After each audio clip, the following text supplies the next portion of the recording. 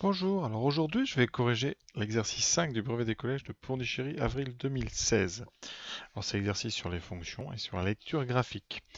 Alors on vous donne ici, donc c'est une course en moto, hein, et on vous donne la trajectoire, vous voyez ici la trajectoire donc de notre moto.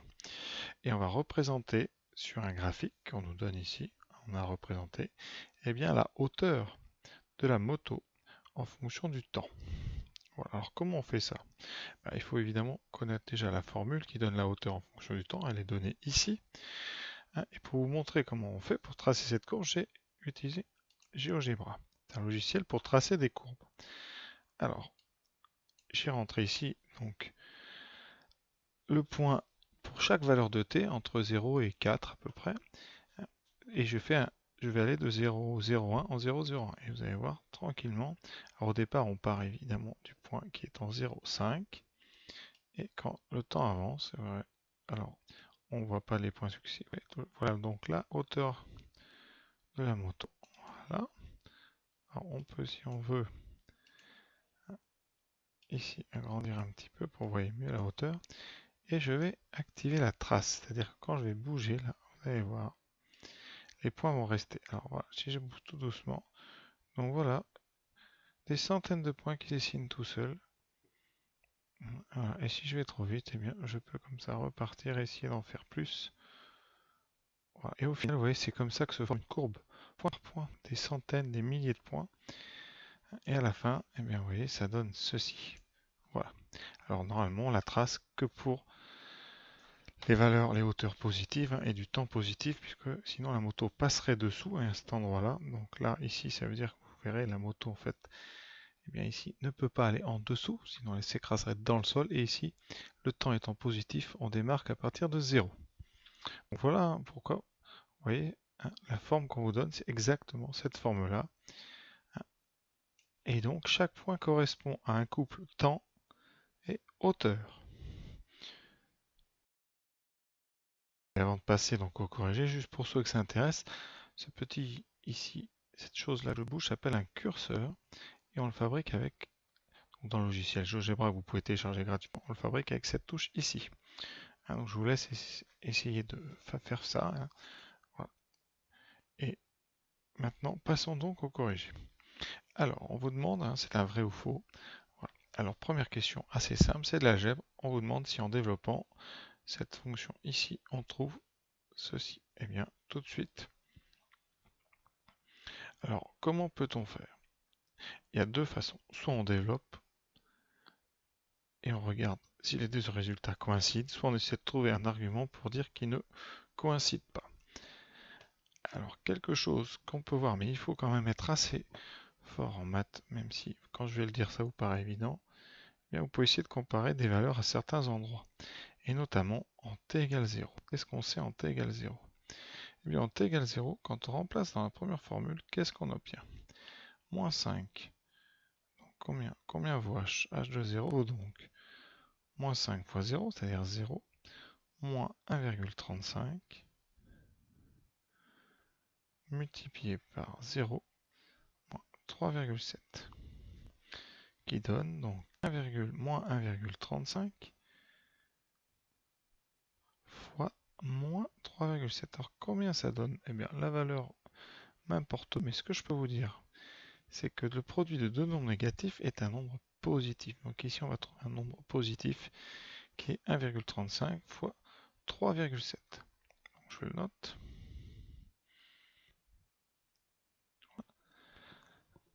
Pour ceux qui aiment les résultats, eh bien, on peut utiliser une calculatrice, hein, c'est pas un souci, mais donc, alors ici, donc je vais donner 1,35 fois, eh bien, 3,7, je trouve 4,995.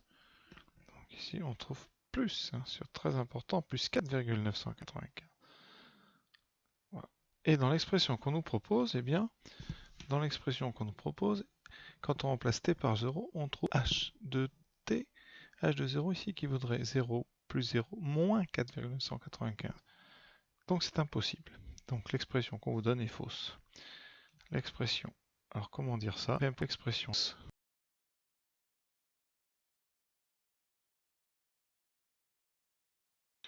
car elle donne pour 0, hein, quand on remplace ici, vous voyez, 0, moins 19,85 fois 0, donc 0, moins 4,995, elle donne moins 4,995, ce qui est négatif, et nous on veut un positif, donc c'est forcément faux. Pour ceux qui n'ont pas vu ça, on peut développer. Il faut savoir développer. Donc c'est la double distributivité. Donc on s'occupe d'abord de moins 5t. On fait moins 5t fois t. Donc moins 5t fois t, ça donne moins 5t carré. Ensuite, moins 5t fois moins 3 septièmes, 3,7. Donc j'écris moins 5t fois moins 3,7. On s'occupera juste après de ce que c'est. Et on multiplie ici. Ensuite, on s'occupe de moins 1,35. Donc moins 1,35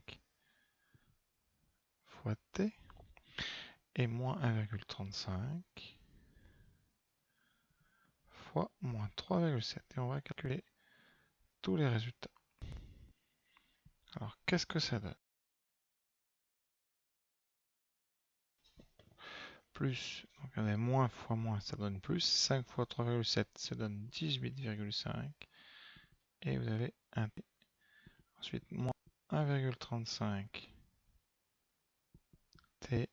Et vous avez ici plus, donc moins fois moins plus, 4,995. Et quand vous regroupez ça, eh bien, qu'est-ce qu'on obtient?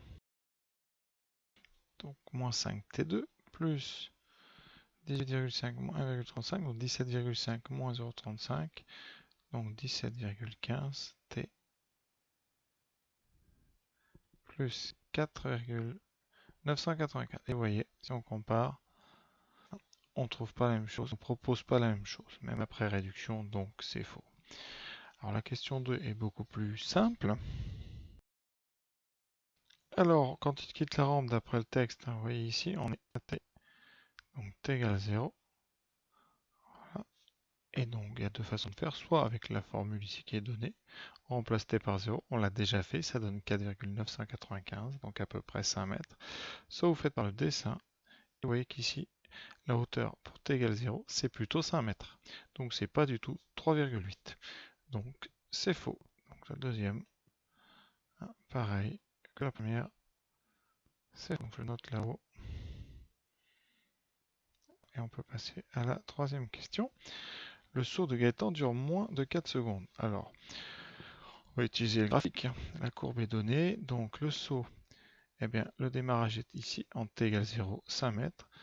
Voilà, ici vous avez sa hauteur. Et donc le saut s'arrête quand il atterrit. À quel moment il atterrit? Quand sa hauteur est nulle. Et la hauteur nulle, c'est donc ici sur cet axe, c'est sur l'horizontale. Donc il va atterrir ici. D'accord? C'est ça. Donc ça, c'est atterrissage. Alors que ici, le début, c'était démarrage. Donc il atterrit à peu près pour un temps de 3,7, on va dire. Donc il est parti de 0 secondes, il atterrit à peu près en 3,7. Donc le saut a duré moins de 4 secondes. La question 3, c'est donc vrai. Et vous pouvez le dire, hein, il atterrit à peu près en 3,7, pour t égale 3,7. Hein. Donc là, ça correspond à h pour t égale 3,7. Ça, c'est à peu près, hein, puisque, d'accord? Secondes. Donc, sur moins de 4 secondes. Donc, la question 3,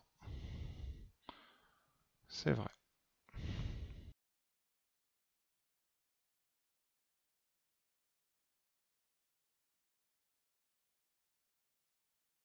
Alors, en question 4, on nous parle du mot antécédent. Donc, je vous rappelle que x est un antécédent de 3,7. Ça veut dire que l'image de x est 3,77. C'est-à-dire que h de x égale 3,77. Alors, est-ce que 3,5 est un antécédent de 3,77? Eh bien, il suffit tout simplement de calculer l'image, c'est-à-dire h de 3,5. Et on va donc remplacer dans la formule ici donnée pour h le t par 3,5. Voilà ce que ça donne. Et maintenant, eh bien, on prend sa calculatrice. On va donc ouvrir une parenthèse. Moins 5 fois 3,5 moins 1,35 multiplié par 3,5 moins 3,7. on exécute, il reste 3,77. Et donc, c'est vrai. Donc vrai. 3,5 est bien un antécédent de 3,77 parce qu'il peut y en avoir d'autres, c'est pour ça qu'on a mis 1. Donc question 4. Vrai. Alors ceux qui veulent utiliser le schéma, les antécédents de 3,5, vous les trouvez ici. C'est-à-dire qu'il faut les regarder par ici. Alors le problème, c'est que vous ne pourrez pas faire la différence entre 3,7, 3,8, etc. Donc on ne peut pas faire du précis avec un graphique. Donc on était obligé d'utiliser la formule de H pour calculer l'image de 3,5 et montrer que ça donnait bien 3,77. Voilà. Question 5. La hauteur maximale. Alors, ça prend pas longtemps. La hauteur maximale, donc sur le dessin, ça va correspondre au sommet de la courbe. C'est-à-dire que le point le plus haut ici de la courbe correspond à la hauteur ici. Voilà, ça c'est hauteur H max. Et c'est atteint pour un temps qui est entre 1,5 et 2. D'accord? Conséquence, est-ce que la hauteur maximale est atteinte avant 1,5 secondes? Eh bien pas du tout, puisque après 1,5 vous avez encore ici petit temps de montée jusqu'au sommet qui se situe plutôt en 1,70. Donc Gaëtan n'a pas obtenu la hauteur maximale avant 1,5 secondes, c'est donc faux. Alors ça pour le rédiger, je vous propose, vous dites juste, eh bien, le sommet étant à peu près 1,7, sommet en t égale 1,7 à peu près. Donc avant 1,5, on n'est pas encore au maximum. Et vous écrivez ça en français. Donc la hauteur maximale n'est pas atteinte avant 1,5 puisqu'elle est atteinte tout près de 1,7. Donc voilà cet exercice. Alors j'espère que j'ai été clair et assez lent. N'hésitez pas à me dire si vous trouvez que je vais trop vite.